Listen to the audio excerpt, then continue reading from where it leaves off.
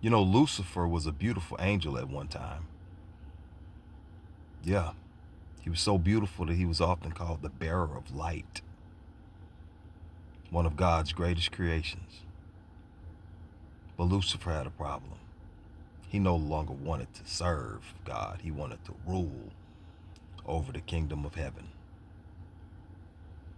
So, in his beauty and his power, he convinced a third of the angels in heaven to rebel against God. Once God found out about this rebellion, he sent Michael, the archangel, to go and dispel of Lucifer and his band of rogue angels. It wasn't even a fight. Some say that Lucifer shot out of heaven like a lightning bolt, and him and all of his rogue angels were thrown down to earth.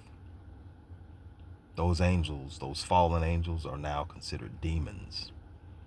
And Lucifer, after leaving God's kingdom, was now known as Satan, the adversary. And they're upset. These fallen angels are imprisoned and awaiting judgment. But when these fallen angels hit earth, they took on human wives. These human wives had offspring called the Nephilim. The Nephilim had a voracious appetite. They were giants. They ate humans. They ate livestock. They ate anything that they could get their hands on. And when the food supply was exhausted, they began turning on one another and eating one another. And that is when God instructed Noah to build the ark, because he knew he had to flood the earth to get rid of these Nephilim. So the flood came. Their physical bodies were destroyed, but their spirits remain here on earth. Evil spirits. But this is where it gets a little tricky, because heaven was secured, but earth became the new battleground. And now Satan is here, and all of these fallen angels and demons that are here, their only purpose is to corrupt humanity.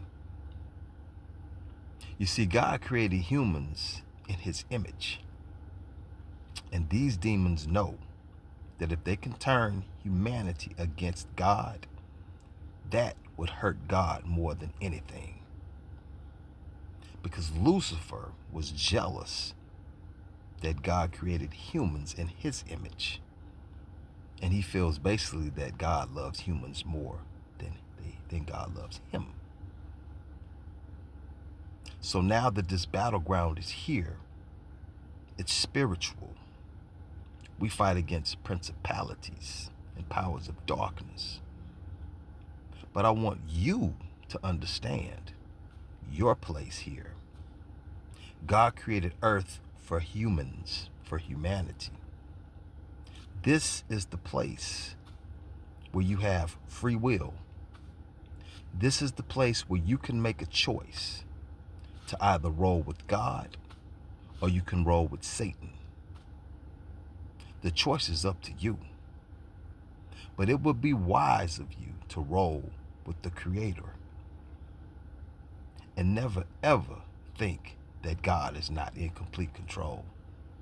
Because even in the story of Job, which is a perfect example of what I'm saying here, Satan approached God and asked God for permission to mess with Job. But God knew what he had put in Job.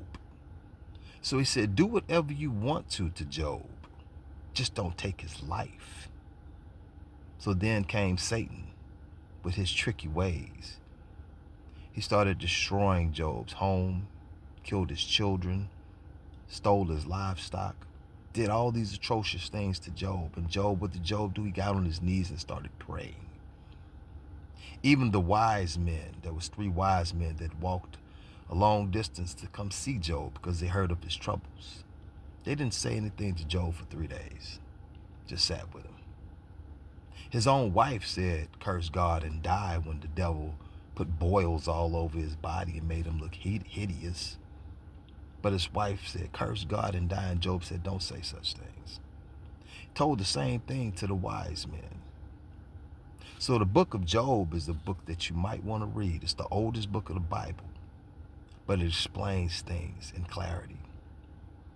And at the end, when the devil could not get Job to turn against God, Job got everything back that he lost twice fold. And what did the devil have to do? Kick rocks. Your faith is more important than you could possibly imagine.